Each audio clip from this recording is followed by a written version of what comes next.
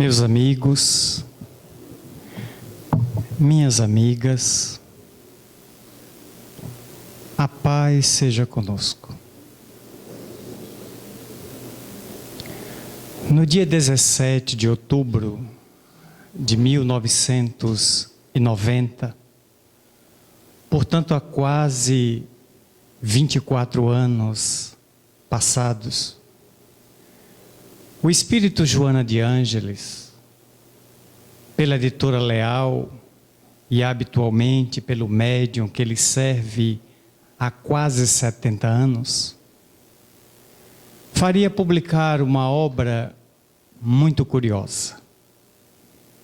Ela havia iniciado no ano anterior, 1989, a publicação de um livro que assinalaria uma série que ela denominaria 25 anos depois como sendo a série psicológica. Essa série psicológica se constitui de 17 livros, em que esta pedagoga, escritora, psicóloga e educadora desencarnada vem escrevendo do mundo espiritual para a Terra, através do sensitivo que lhe atende fielmente a direção, no sentido de estabelecer uma ponte entre o pensamento avançado da psicologia transpessoal, a chamada quarta força, que tem Carlos Gustav Jung, o notável psicólogo nascido em Zurique, na Suíça, o seu maior expoente, mas estabelecendo uma ponte com a doutrina espírita. Considera ela, a ilustre benfeitora desencarnada, que é necessário que a psicologia da corrente sem alma, dessa psicologia acadêmica, meramente mecanicista, possa encontrar na doutrina espírita suporte, apoio, comprovação para dimensionar a realidade do espírito. E, portanto, se valendo do pensamento junguiano, a benfeitora querida passou a desdobrar uma série de livros, entre os quais ela inauguraria a série com um título extraordinário: Jesus e a Atualidade. Onde naqueles capítulos ela procura demonstrar de que Jesus nunca teve fora de moda. Ele está atual, ele está presente. A tal ponto que podemos recordar que nos anos 70, final dos anos 60 para início dos anos 70, um musical invadiu a Broadway, nos Estados Unidos, de enorme sucesso. Jesus Cristo Superstar. E a música que acompanhava aquele espetáculo, Aquarius, na tradução nossa, Aquários, naquele ritmo que começava lento, até tomar conta dos indivíduos, dava-nos uma dimensão musical de que Jesus permanece atual, acompanhando a marcha da evolução humana, ansioso de que o indivíduo liberte-se da sombra, do ego, dos conflitos e encontre na sua estrada a paz e a esperança. No ano seguinte à publicação deste livro, Jesus e a Atualidade, ela publicaria um livro curioso, como mencionamos, Plenitude. E a palavra plenitude está profundamente vinculada à psicologia. Porque enquanto Buda, no seu tempo, o príncipe Siddhartha Gautama, propôs através das 4 nobres verdades do budismo, que o indivíduo, depois de singrar o mar encarpelado das experiências humanas, estava em busca do nirvana. O nirvana é um estado de paz, é um estado de completude, de individuação, onde o indivíduo casa-se com o psiquismo de Brahma, dentro do pensamento hindu. O hinduísmo, ancestral e anterior ao próprio budismo, que surgiu 4 séculos e meio antes de Jesus, em Kapilavastu, na região própria da Índia, o hinduísmo propõe de que o indivíduo deve lutar contra as paixões, contra os arrastamentos, contra os conflitos, contra a sombra, e atingir o samadhi. O samadhi seria esse estado também de iluminação interior. Oportunamente Jesus falaria que é imprescindível que o indivíduo busque instalar na alma o reino de Deus. E quem logra atingir o reino de Deus nas entranhas do coração, já está no céu.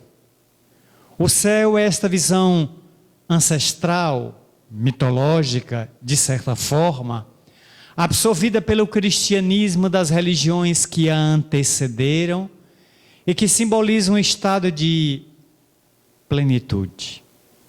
A plenitude é a palavra cunhada pela psicologia transpessoal para significar o indivíduo saudável, o indivíduo pleno, o indivíduo limpo, aquele indivíduo sem conflito, o que nos dias de hoje é como tentar localizar uma agulha de costurar lançada na floresta amazônica de um avião. Encontrar alguém que esteja hoje saudável, encontrar alguém que esteja sem estresse, alguém que esteja desagoniado, sem o guante das aflições, da depressão, do medo, da angústia, da solidão, da síndrome do pânico. Alguém que possa declarar de viva voz e assinar em cartório que não tem fobias, que não tem nenhum tipo de receio. Esse cidadão, se estiver vivo, pelo menos não está na Bahia. Todos carregando os conflitos da modernidade, da contemporaneidade. Numa sociedade carregada de tecnologia e os indivíduos atormentados. Nunca se teve tantas redes sociais para os intercâmbios virtuais. E nunca se viu o espectro da solidão lançar o manto sobre todos. Todos conectados, todos solitários. Milhões de criaturas mergulhadas no fosso da ausência de diálogos presenciais, mas abastecido dos contatos virtuais. Plenitude. E ao publicar essa obra, Joana de Ângeles ousa, na ocasião ousou, trazer para uma interpretação psicológica junguiana, trazer para uma interpretação espírita, calcada no pensamento de Allan Kardec, exarado em O Livro dos Espíritos, a proposta de Buda das 4 nobres verdades. Mas ao abrir o livro, ali no capítulo 1, Joana vai resgatar um koan, uma prece ancestral que consta do livro dos Upanishads. Upanishads, a palavra em sânscrito, a língua antiga, ainda hoje pouco utilizada na Índia, num país onde se tem 11 fusos horários e mais de 450 dialetos, e onde moram mais de 1 bilhão de pessoas, que é a Índia, onde os trens andam com pessoas dentro e fora também, centenas de pessoas aglomeradas no teto externo das locomotivas que só andam lotadas, e onde qualquer tragédia de morte envolve milhares de pessoas, porque em todos os lugares da Índia são milhões de criaturas, onde existem 300 milhões de deuses que são adorados na Índia: o gato, o cão, o rato, o elefante, onde Ganesh é o principal deus dos indianos, um homem com forma de elefante, onde a vaca que pasta ou caminha pelas ruas, se rachar de mirar para um sacolão, uma feira, ela vai e abastece-se do que ela quiser, dando enorme prejuízo aos comerciantes, e ninguém pode tocar na vaca, porque ela é um animal sagrado para os indianos, que possuem o segundo maior rebanho, depois do Brasil, bovino da terra. Mas ninguém come carne de boi, nem de vaca, porque ninguém ousa matar esse animal, porque ela é uma representação do próprio Deus Brahma.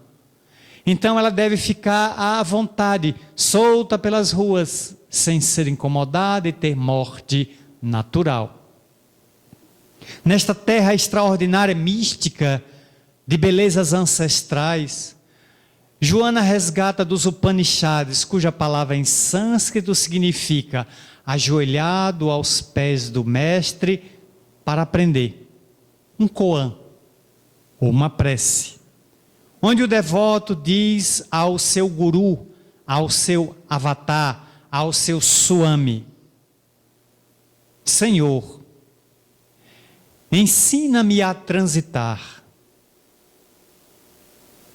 da treva para a luz, da mentira para a verdade e da morte para a imortalidade. Fecha aspas. Foi essa prece que nos salvou. Em 1997, quando estivemos na Semana Espírita de Vitória da Conquista, para fazer a nossa primeira conferência naquela tradicional e conhecida Semana Espírita, 2.000 olhos nos fitavam, bem mais jovem, menos idoso do que somos hoje. Ali subimos e pensamos o que dizer, substituindo uma conhecida oradora do Rio de Janeiro. E a prece nos veio como rasgo de inspiração. E depois a fomos fatiando, distribuindo-a nos seus contextos, para perceber o quanto ela encerra um ensinamento profundo. Mas o que é transitar da treva, da sombra para a luz? Nunca tivemos, como nos dias de hoje, tantas claridades na Terra. Luzes artificiais, LED, a luz de sódio, a luz de mercúrio, a luz do sol, lamparinas, velas, candelabros, candeeiros. E jamais se viu a humanidade psiquicamente tão em sombras como nos dias que vivemos. A grande noite da alma, como diria São João da Cruz, o célebre místico espanhol, ao abordar e analisar os textos paulinos, escrevendo as suas cartas e interpretando o apóstolo dos gentios, ele diria que a humanidade do seu tempo, e ele já viveu há muitos séculos, atravessava a grande noite escura da alma. Aquela noite em que não há a claridade do luar, nem o pirilampo das estrelas, porque é uma noite moral, é uma noite emocional, em que a criatura mergulhou nos conflitos, nos esgares, nas perturbações, e não consegue ver pela janela ou pela porta uma luz no final do túnel. Vivemos hoje os dias em que milhões, milhares de religiões se espalham pela terra, de matriz africana, de matriz judaica, de matriz muçulmana, de matriz cristã.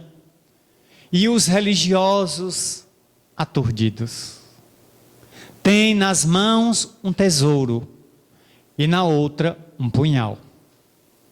Sobem os altares para dizerem palavras encantadoras e emocionantes.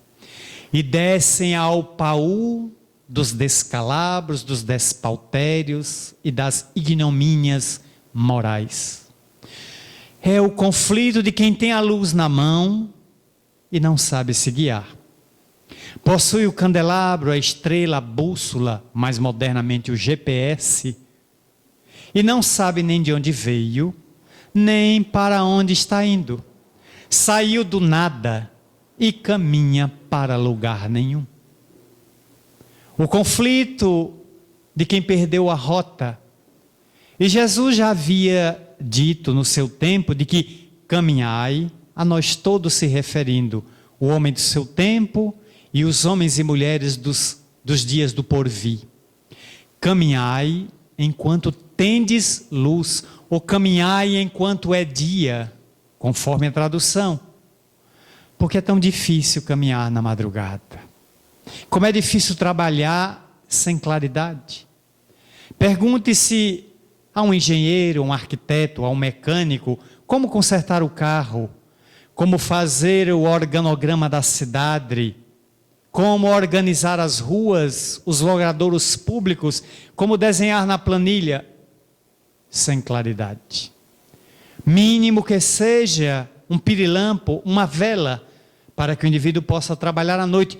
Como ler à noite sem um abajur, sem um quebra-luz, sem qualquer iluminação que incida sobre as letras, abrindo o repositório do livro, da página, do texto, do pergaminho, da enciclopédia. Quem tem as máquinas modernas sabe disso. Quando mais se precisa do telefone móvel, a bateria morreu. O desespero toma conta do indivíduo que a gente vê nos shoppings. À disposição de certas tomadas que são colocadas pela direção do shopping, pilastras, perto das mesas, para que o indivíduo, enquanto almoça, enquanto lancha, enquanto conversa, joga a conversa fora, possa recarregar os seus aparelhos, porque ele descarregado, muita gente entra em paranoia. Pessoas que pensam em suicídio. Minha vida perdeu a razão de existir se esse celular não for carregado. E é capaz de morrer mesmo. Dá um piti, dá um chilique, dá uma crise esquizofrênica e morrer porque a vida perdeu o sentido diante do Galaxy, do modelo 3, 4, 5, 6, do tablet, seja lá o que for, porque sem energia aquilo não funciona. O indivíduo perde contato com as redes sociais e sem ela o indivíduo não existe, ele não é ninguém, porque ele se identifica de tal maneira que perdeu a própria identidade psicológica. Ele é um instrumento da rede, no fundo ele é Neo, preso na Matrix. Ele não mais existe. Tem que se mandar ao encontro dele uma Trinity, uma Salvadora, que venha arrebatá-lo junto com Morfeu e trazê-lo para a realidade do mundo, do qual o indivíduo perdeu o contato. Como fazer a transição da sombra, da treva para a luz? O mito da caverna de Platão. Os homens aprisionados na caverna, na escuridão, até que um ousa quebrar a tradição e sai. E vem dizer aos amigos, tem vida. E tem vida pulsante, policrômica lá fora. Não, nosso mundo é único. Ainda ontem de madrugada, já antes de nos recolher, quase 1h30 da manhã, porque eu nunca durmo no mesmo dia que acordo há mais de 35 anos. Dei-me conta de que eu queria ver algo diferente e resolvi escolher, ao acaso, entre aspas, Libertação do Espírito André Luiz. O 7º livro da coleção André Luiz, Libertação, onde todos os livros de André Luiz foram prefaciados por Emmanuel. E afirma aqui, em voz e diante de tantas testemunhas, se a coleção André Luiz não tivesse sido escrita, só os prefácios de Emmanuel já teria valido a pena. E mergulhei no prefácio, onde Emmanuel se refere à lenda do peixinho vermelho. A lenda egípcia do peixinho vermelho. Numa tradução rápida, em uma lagoa, em um lago, vivia uma comunidade de peixes, pachorrentos e gordos, que viviam apenas de comer nas locas ou beliscar alguma mosca infeliz e desprevenida que caísse na superfície da água, perdendo a vida de imediato, porque os peixes pachorrentos a devoravam.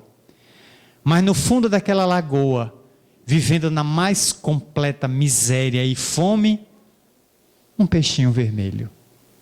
Sempre correndo para lá e para cá, atrás de qualquer resto de comida que sobrava da superfície, porque todos os peixes graúdos comiam tudo.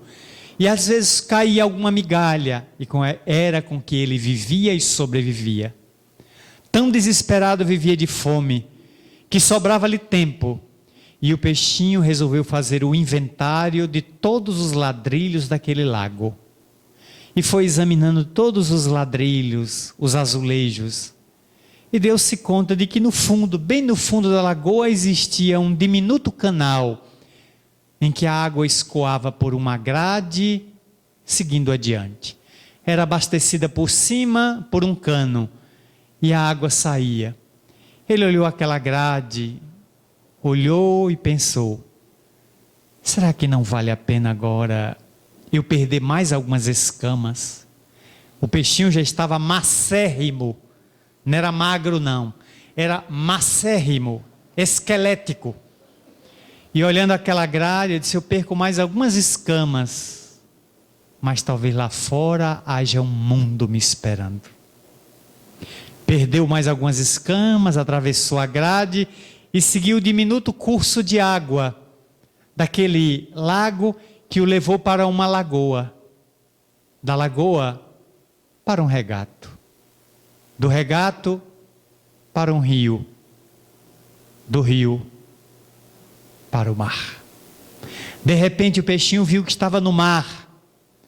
Examinou uma baleia, para quem ele, o peixinho, devia ser um micróbio. Porque ele viu um cetáceo de 50 toneladas, o maior animal vivo da terra, que é a baleia azul.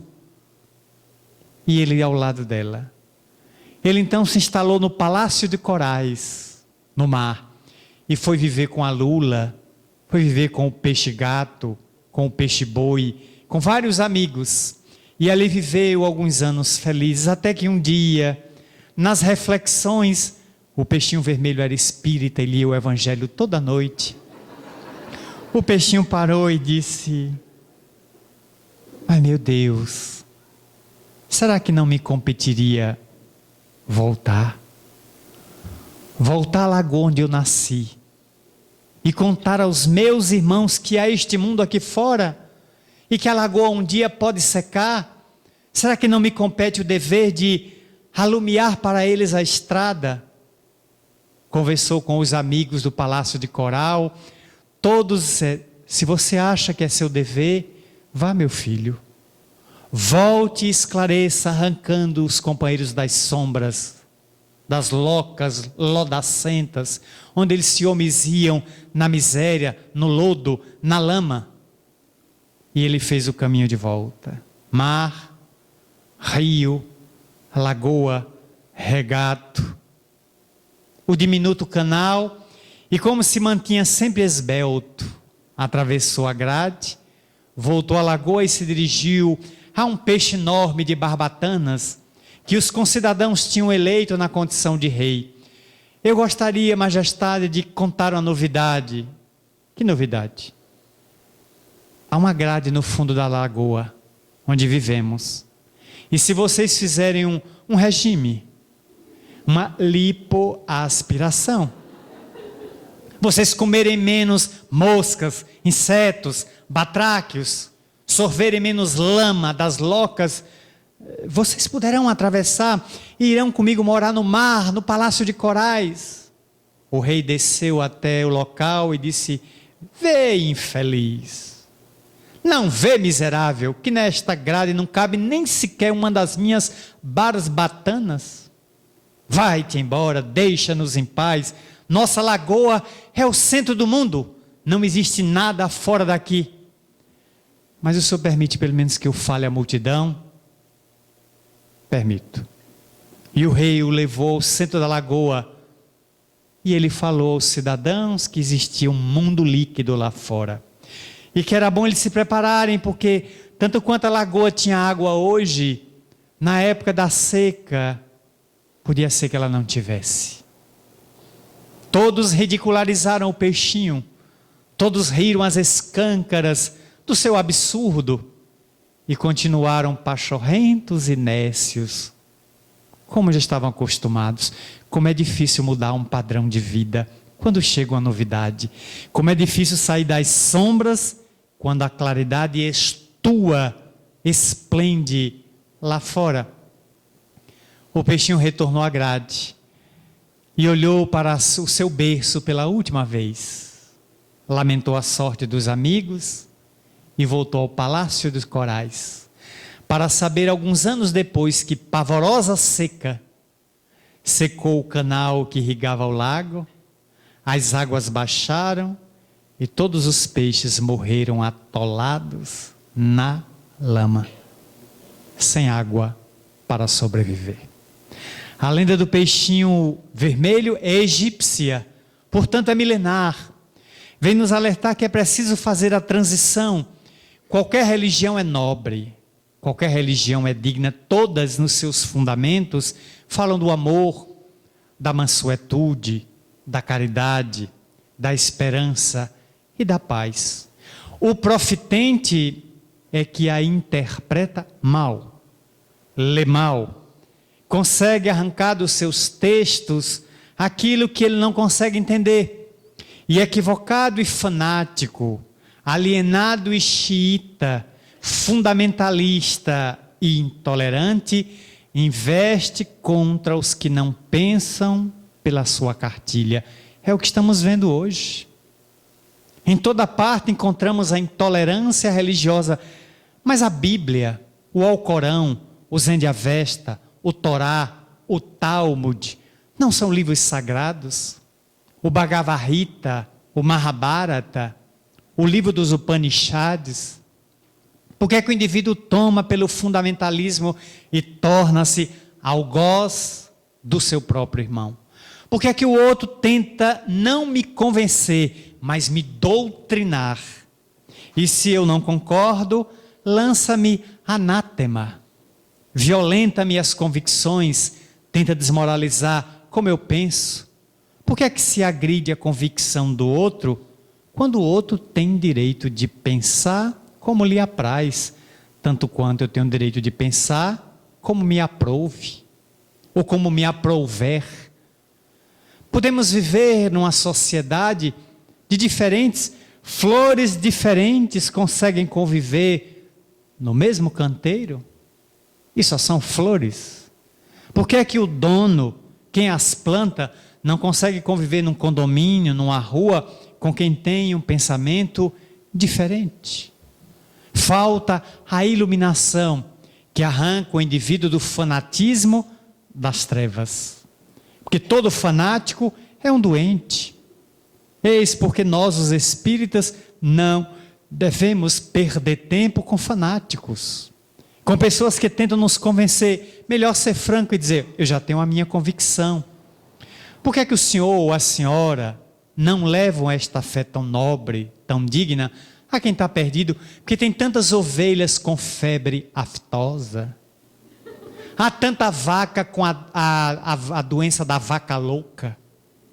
Então vamos levar a quem está perdido. Como disse Allan Kardec no livro que é o Espiritismo. O Espiritismo não é uma doutrina para quem já tem convicção. Não. Para quem já tem, a convicção que tem lhe basta. O Espiritismo veio para os descrentes. O Espiritismo veio para os céticos, os críticos, pela força dos seus argumentos. E jamais pelo argumento da força, que é o contrário. A tentativa de convencer o outro pela violência. As doutrinas religiosas são luzes na alma. E a luz não ofusca. A luz ilumina. Ela deve ser suave. Ela deve ser serena. Ela deve chegar apontando o caminho e não ofuscando as vistas a ponto da pessoa perder o foco e morrer enceguecida. Viajando pelas estradas da Bahia, quantas vezes deparei-me com raposas mortas nas estradas? 1, 2, 3, 4, todas atropeladas. E perguntando ao condutor, ele disse, é o farol dos carros, Marcelo. Elas vão para o asfalto, vem o carro, ela fica olhando para o carro, abestalhada. O carro vai se aproximando e a raposa olhando para os faróis. Como ela só consegue ver os faróis, ela não vê o carro e em breves minutos a raposa está no mundo espiritual. E ficam os corpos pelas estradas. Porque ela fica enceguecida. Todo foco de luz em demasiado, em vez de iluminar, enceguece, inebria, cria uma cortina de luz que tira do indivíduo a possibilidade de enxergar. Então a luz deve ser suave, deve ser serena, deve ser adaptada, ela deve ser compatível com a possibilidade do indivíduo. Mas o que é que eu estou querendo dizer com isso? Nem todo mundo tem condições de ser espírita, porque o espiritismo não é para quem quer, o espiritismo é para quem pode. Dura verdade de ser dita. Mas os postulados espíritas são tão complexos, sem ser complicado, que nem todo mundo entende. A igreja romana não é para todo mundo. Há pessoas que têm uma compreensão que não entende a catequese católica, os sacramentos, os dogmas, não vai ficar nela. A igreja evangélica não é para todo mundo. A interpretação vai ofuscar a pessoa. Então o espiritismo não é para todo mundo, porque é uma doutrina ampla, filosófica, e muita gente nem gosta de filosofar. É uma doutrina científica. Falou em estudar, o indivíduo dá logo coceira, erisipela, alergia. É uma doutrina de comportamento ético, que retira do indivíduo bengalas e muletas psicológicas. Sabe o que é? Na vida de uma pessoa, entrar num templo espírita e olhar, cadê as imagens? Tem não. Cadê o sacerdote com paramentos? Não tem. E hóstia e vinho? Bom, tem água magnetizada, serve. E na cantina tem quibe, esfirra, coxinha, pastel. Tem? Hóstia não tem. Meu Deus, e os sacramentos? Não temos. Dogmas? Nenhum. E o que é que eu posso fazer? Tudo que sua consciência lhe ditar. Nada lhe é proibido. Tudo lhe é permitido. Vírgula. Mas nem tudo lhe convém. Você pode fazer tudo. Pode. Se deve. Quem é que vai me dizer se devo ou não? Sua consciência. É ela seu maior juiz, seu maior carrasco, seu ministério público e sua defensoria. Ela lhe absorve, lhe condena, lhe sentencia, ela é tudo. Nada fora de você, tudo dentro. Céu e inferno, como diria João Paulo II, o ex-papa da Igreja Católica, há 15 anos atrás, na Praça de São Pedro, diante de 40 mil peregrinos. Abre aspas. Depois de demoradas reflexões pessoais, vírgula, cheguei à conclusão de que céu e inferno não são instâncias circunscritas e geográficas situadas depois da morte, no além. Ponto. São estados de consciência. Fecha aspas. Karol Wojtyla, João Paulo II. Disse isso na frente de 40 mil peregrinos católicos que o escutavam na Praça de São Pedro. Quando eu li isso no Brasil, não tive dúvida. João Paulo II está lendo Kardec escondido no Vaticano. Porque chegou às mesmas conclusões do codificador. E hoje está no mundo espiritual, certamente, em altos papos com o codificador. Porque agora ele percebe a realidade que está diante dele. Desvestido da matéria, não há mais a ilusão dos dogmas, da liturgia e da pompa do Vaticano. Ele é um espírito, imortal como qualquer um de nós, e que envergou na terra uma alta responsabilidade. Conduzir 1,3 bilhão de católicos. E se a referência máxima, onde se admite equivocadamente de que o Papa jamais erra em matéria de fé. Erra. É humano. Por debaixo de toda batina tem um homem. E um homem preso a conflitos, a problemas, a egos, a atrações, a desejos. A batina não é uma blindagem contra os arrastamentos. É um tecido. E dentro do tecido tem um homem. E o homem é homem em qualquer lugar. Onde houver tentação, está lá o conflito instalado. Aliás, alguém perguntou a Chico: Chico, como é que você interpreta o que é tentação? Chico parou para ouvir Emmanuel e disse: tentação é tudo aquilo de que fugimos, com vontade de que nos pegue. A gente corre e olha para trás e diz: vem, eu quero caco de Marcel para tudo quanto é lado, me pega. E ficamos correndo. É o conflito. Eu quero a luz, mas a sombra era tão boa. Porque a sombra me falava das conveniências pessoais. Transitar da mentira para a verdade. Mas a criatura mente. Se perguntou isso a Chico. Chico Xavier, você mente? Não. E quando você tem que dizer uma coisa ao outro? Eu adio a verdade. Chico era fantástico. Chico nunca mentia, ele adiava a verdade. Para que o outro tivesse condições de a suportar quando a verdade chegasse. Foi por isso que Jesus falou, e João anotou 8:10. Conhecereis a verdade, e a verdade vos libertará. Mas, Senhor, que verdade? Cada um defenderá a sua verdade com unhas e dentes.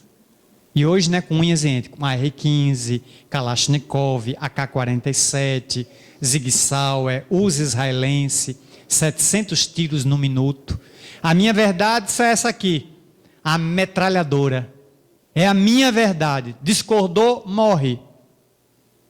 E aí, cada um defenderá a sua verdade. Qual é a verdade na política?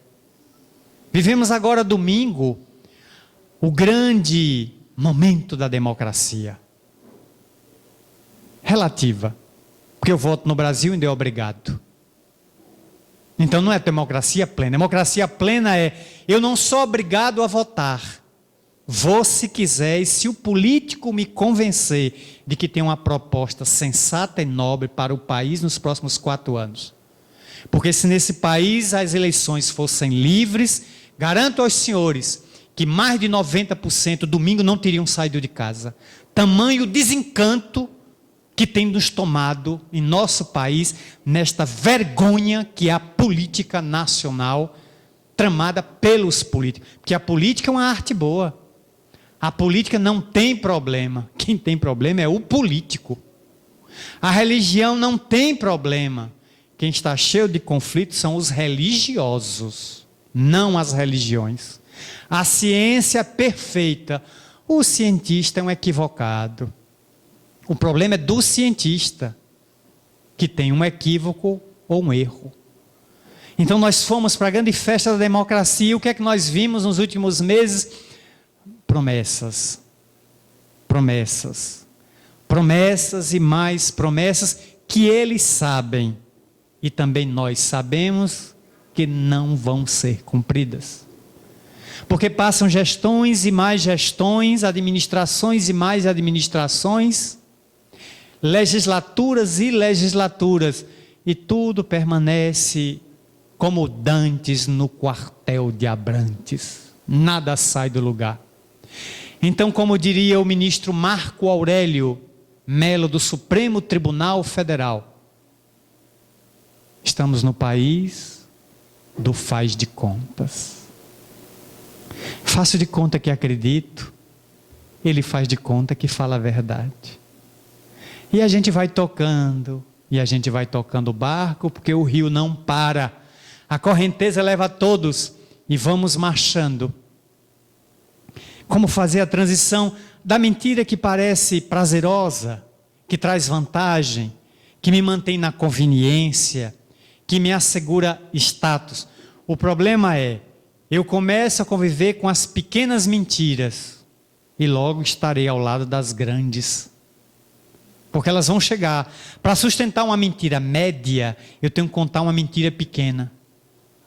Para sustentar uma grande, eu conto uma média. E para sustentar uma gigantesca, eu conto uma grande. Daqui a pouco ninguém me acredita. Ninguém mais me dá qualquer credibilidade. A pessoa que se afoga e a gente fica olhando, você não vai socorrer? Aquele é mentiroso. Está fingindo que está se morrendo dentro do meio do lago para a gente entrar e se molhar. Quando a gente chegar lá, ele dá risada. E a gente tem os três banhados. Aí daqui a pouco, ele sumiu. Ele desceu, ele está com o nariz preso assim debaixo da água, nos assustando. Olha, tem um corpo boiando. É mentira. É para a gente chamar o SAMU para a gente recolher. Não chamo. Esse infeliz boia. Olha, o corpo está encostando aqui, branquinho. E é mesmo. Morreu. Mas era tão mentiroso que ninguém mais acreditava. O indivíduo chega a um ponto que ninguém mais dá crédito. Não há mais credibilidade. Aliás, a gente fica sem saber hoje quem é que está falando a verdade. Aliás, que verdade? Qual é a verdade se cada um tem a sua? Dizem que a verdade era um grande espelho preso no céu, por 4 colunas sustentadas na terra. Teve um terremoto, as 4 colunas caíram e o espelho se arrebentou na terra em milhões de pedaços. Cada um achou sua verdade. Seu pedaço de espelho no qual mira a sua verdade. Fazer a transição é o desafio. Tem um amigo meu no ambiente de trabalho, disse: Marcelo, só tem 2 coisas impossíveis na vida. Quais? Deus errar e Jesus mentir. Eu gostei. A colocação dele tem coerência. Deus errar, impossível. Jesus mentir, também não é cabível. O resto, tudo é possível. Até encontrarmos político honesto em nosso país. Existem, mas eles estão sufocados como flores dadivosas no meio dos extensos espinheiros. Aí nós perdemos a credibilidade na vida pública, nos homens e nas mulheres públicas. Porque de tal desfaçatez, o cinismo e a hipocrisia ganharam status de cidadania. O que levou Rui Barbosa a dizer aquele brado: haverá um tempo em que o homem honesto terá vergonha de ser honesto. Rui Barbosa, o Águia de Aia, o nosso baiano, o nosso maior jurista, isso há mais de 100 anos. Hoje, estamos submetidos à lei de Gerson. A questão é levar vantagem em tudo. Se eu tiver que pisar o pescoço do outro, pisarei fraternalmente. E se você tiver que quebrar a espinha do outro, quebrarei evangelicamente a espinha do outro para deixá-lo tetraplégico. Porque eu preciso é ir adiante e para ultrapassar faço qualquer coisa. Negocio qualquer coisa, vendo mamãe, vendo minha sogra, vendo minha mulher, para qualquer outra pessoa, desde que ele pague até em 2 notas promissórias ou 4 vezes no cartão, para eu ter a vantagem à frente. Os negócios escusos, logo depois vem o escândalo. É curioso ver determinados vultos políticos subirem à tribuna e dizer: a honra é meu maior patrimônio. Aí todo mundo olha, esse é quente. Até a Polícia Federal dizer: está aqui a ficha corrida. É do tamanho de um rolo de papel higiênico, 40 metros, frente e verso. Fonte Arial, número 9. Os crimes. Aí a gente olha e diz: cadê a honra? Ou eu esqueci em casa. Ela ficou lá em casa e eu vim sozinho. Se perde a honra porque ela está vinculada muito à família. A verdade. Como é duro dizer a verdade. Sustentá-la, mantê-la mesmo que me custe a vida. Que me custe um status, posição, me custe prerrogativas. E eu colocar a situação que efetivamente aconteceu. Fazer a transição é o desafio, é sair das conveniências. Por isso a doutrina de Jesus é o grande empurrão que possibilita ao indivíduo primeiro encontrar-se com sua consciência e primar por defendê-la, espelhando a verdade. Ou a verdade que muitas vezes se cala, ou a verdade que muitas vezes fala. Há momentos que ela tem que ser trombeteada. É preferível que caia uma ovelha do que se desmoralize todo o rebanho. Há momentos que temos que desmascarar a verdade, desmascarar a hipocrisia, restabelecendo a verdade. Mas vai custar alguém? Mas o interesse coletivo está sempre acima do interesse individual. Aqui, ou em Plutão. A transição que o discípulo pede: mestre, ajuda-me a transitar da mentira para a verdade, da treva para a luz. E ao final ele vem rogar ao mestre já súplice: ajuda-me a transitar da morte para a imortalidade. Quando nos referimos à morte, não é apenas do corpo, o cadáver, não é apenas o moribundo, o falecido, o decujus, o que foi a óbito. Essa é a morte orgânica. Nós estamos numa terra de milhões de pessoas mortas psiquicamente. Morreram emocionalmente, morreram sentimentalmente, morreram musicalmente. Não há ideais, não há projeto. São defuntos ou zumbis que respiram e que os coveiros esqueceram de enterrar. São cadáveres que deambulam pelas cidades. Comem, bebem, dormem e procriam, mas são cadáveres. Não tem ideais, não tem projetos, não tem sonhos, não tem metas. Suas metas são imediatas. É o atendimento das necessidades básicas do vaso orgânico. Vivem apenas para predar o meio. Consomem, bebem e não passam disso. Não há nenhum ideal para o amanhã. Estão presos ao ontem, porque são escravos do passado tormentoso e são servos do hoje imediato. O amanhã, eles vão viver se virá ou se vier este amanhã. É preciso, pois, transitar para esta imortalidade, este senso de que a vida material tem prazo de validade. Eu trago uma boa notícia de Salvador. Todos aqui nesta sala vão morrer. Sem exceção. Todos. Se vão desencarnar, aí não posso garantir. Porque morrer é gênero. Todos morrem. Nem todos desencarnam. Aquele morreu e o legista assinou o atestado de óbito. A família levou para o cemitério e o indivíduo permanece dentro de casa, agora desencarnado, sem perceber que morreu. Continua lutando por sonhos, comida, olha o prato, atravessa a mão e diz: esse feijão é meu, esse feijão é meu. E os dedos não conseguem pegar um grão. Farinha pouca, meu pirão primeiro. E todo mundo está falando: cadê papai? Morreu, meu filho, a gente não sepultou ontem. E ele gritando: estou aqui, ninguém ouve. A filha atravessa ele. E talvez no pensamento diga: já vai tarde, miserável. Que a terra lhe seja breve e o inferno lhe seja permanente, pai cruel e tirano. O filho no quarto disse: o velho morreu. Deixa eu olhar aqui o que é que deixou. Nossa, quantas casas, quantos imóveis. Quando abriu o inventário, estou feito. E o pai do lado disse: então era isso que você esperava, a minha morte? E em pensamentos: já morreu, velho. Você agora é um zero à esquerda. Você é um obituário. Quem está vivo sou eu que vou fruir o que você deixou e me negou durante toda a vida. Quantos ouvirão isso no leito de morte?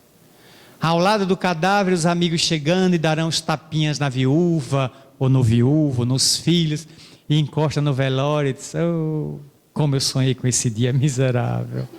Já foi tarde, hein? Ah, oh minha senhora, que homem bom, mas que figura nobre, era meu grande amigo, e sozinho ali, disse: amigo da onça, miserável. Já vai tarde. Tomara que do outro lado o capeta te incendeie e te fure com aquele tridente lá, até dizer chega. Pronto. Os pensamentos que só o morto ouve. Como transitar em paz?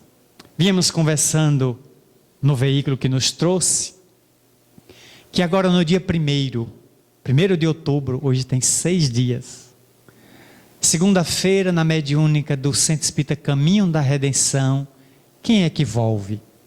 Nilson de Souza Pereira. Tio Nilson, agora por uma mensagem psicofônica pelo nosso Divaldo. Rica de beleza, eu me encontrava viajando esse final de semana para o interior, em atividade espírita e o exercício da cidadania no domingo, quando recebi um PPS, feito por amigos em Minas Gerais, já com a mensagem. E fui às lágrimas ao ver Nilson dizer: meus amigos, aos que estavam na mediúnica na segunda-feira e aqui para todos nós, atravessar as fronteiras do mundo espiritual é como sair de uma tribo primitiva e entrar numa metrópole. É o impacto.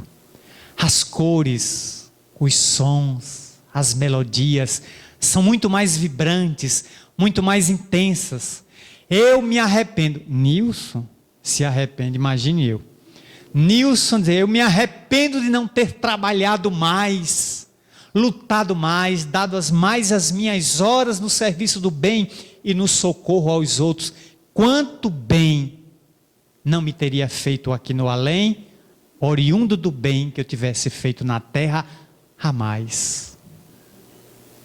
Mas me impressionou aquela mensagem. Estar aqui com tantas almas queridas, os que me antecederam me acolhendo, é mérito que não tenho. Nilson, que saiu da terra com 89 anos de idade, no último dia 21 de novembro do ano findo, depois de uma vida dedicada à dignidade do próximo. Renunciou a tudo para ser o sirineu de milhares, sempre discreto, sempre anônimo, enquanto o primo iluminava a humanidade com o seu verbo flamívomo, Nilson se apagou na tarefa da retaguarda, porque identificou-se com a imortalidade, sabia que o corpo tem prazo de validade. E naquele dia, às 4:30 da manhã, ele pediu licença e saiu da terra para entrar na imortalidade em que ele acreditava, confiava e sabia que existia. Quantos de nós ainda estamos presos à crença? Eu creio que existe vida depois da morte, desde que a turma vá na frente. Como diria Max Grusch, aquele célebre comediante americano. Eu sei que a morte vai chegar, eu só não quero estar na hora que ela chegar. Eu gostaria de estar em outro lugar. Então todo mundo tentando driblar a velha esquelética. Todo mundo tentando fugir dela, pedir mais tempo. E ela não faz acordo, porque não fez acordo nem com a rainha da Inglaterra, a rainha Vitória, vitimada por um câncer. A mais poderosa majestade da terra subiu à mais alta torre do palácio de Buckingham e com dores no abdômen, devorada por uma doença maligna, ela abriu os braços diante do Tâmisa, o rio que banha Londres, e exclamou: ó morte, eu te dou metade da Grã-Bretanha por 1 minuto a mais de vida. E a morte de lado segurando a foice, disse: metade? Só metade da Grã-Bretanha? Eu quero toda, velho. Não vou levar só você, vou levar a Grã-Bretanha também. Todo dia eu estou vindo buscar a gente. E puxou a foice e a véia partiu. E a coroa, joias, rubis, diamantes, pingentes, ficaram tudo. Onde está Elizabeth Taylor, uma das mulheres mais belas da terra em todos os tempos, que imortalizou Cleópatra? Em 1968, ela se casaria com um mito também do cinema, Richard Burton, seu eterno e turbulento companheiro. Foram várias idas e vindas. E naquele casamento que ficou célebre como um dos maiores do século XX, Richard Burton comprou para sua amada, então na época no auge da beleza, rivalizando com Sophia Loren, Gina Lollobrigida e tantos mitos como Raquel Welch e a própria Kim Novak, ele comprou um diamante pelo valor de $5 milhões e deu de presente à sua amada Elizabeth Taylor. Ela viu a joia, correu para um cofre de um banco, mandou guardar a joia e mandou fazer uma bijuteria de plástico para usar igual a joia, porque se usasse os ladrões roubariam. De que adianta ter uma joia autêntica e não se pode usar? Aí se sai na rua com uma bijuteria comprada na 25 de maio, em São Paulo. Meu Deus do céu, que coisa. Então ela já foi. Onde é que está a celebérrima atriz? No mundo espiritual. Todas irão. Os diamantes realmente são eternos. Os proprietários são todos transitórios. A morte os arrebata na voragem. E os diamantes ficam na terra contemplando o esquife, o mausoléu dos seus antigos proprietários e aguardando os novos que eles vão matar também, com seu brilho faiscante. A doutrina espírita vem trazer a certeza da imortalidade. Ninguém morre. Todos hão de sobreviver. Então morrer bem reclama uma condição: viver bem. Mas o que seria viver bem?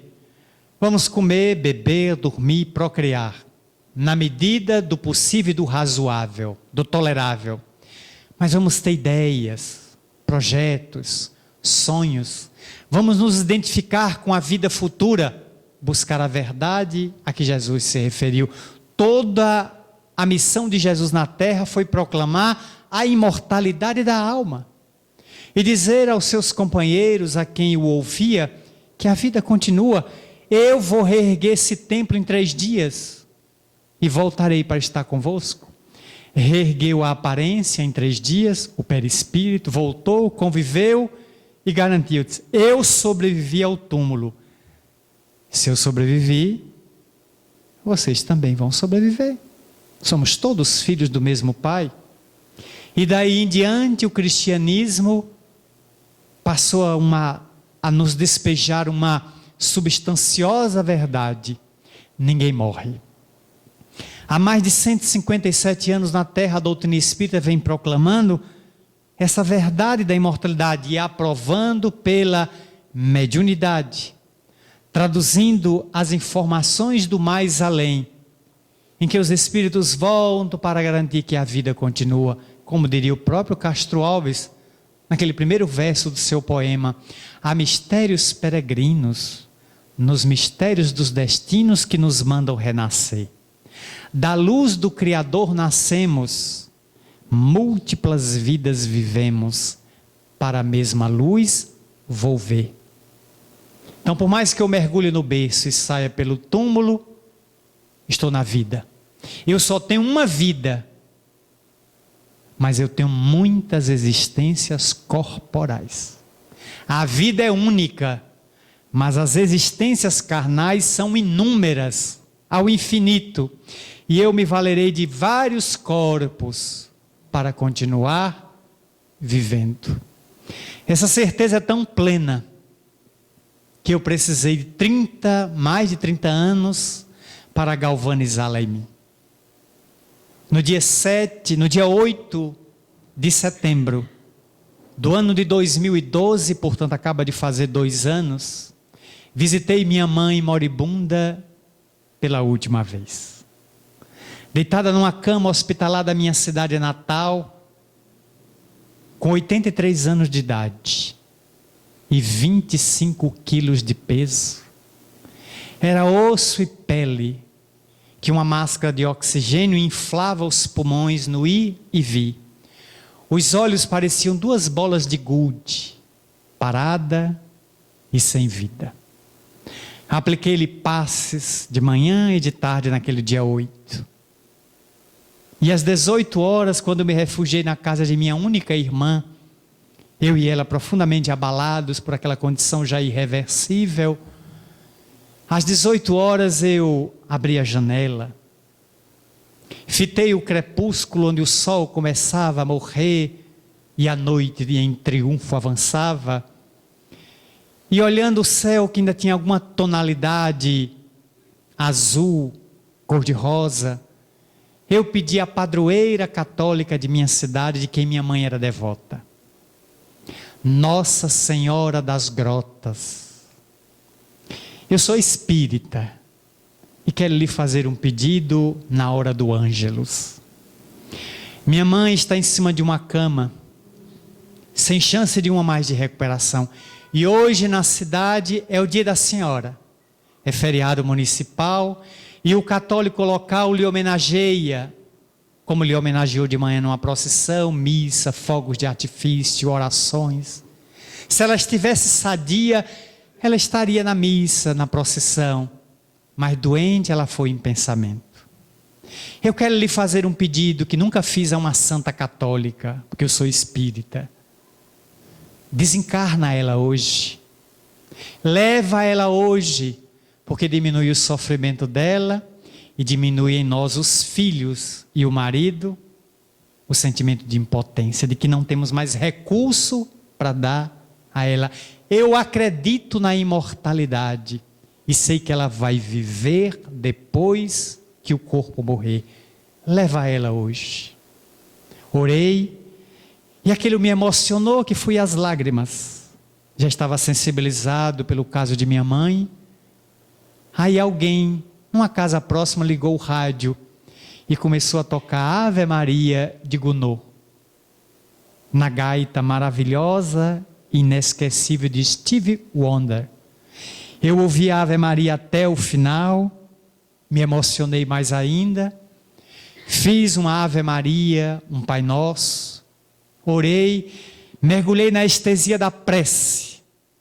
E a benfeitora Marta, acercando-se dos meus ouvidos, me disse: meu filho, sua prece foi ouvida. Antes da meia-noite, viremos buscar sua mãe. Prepare a família.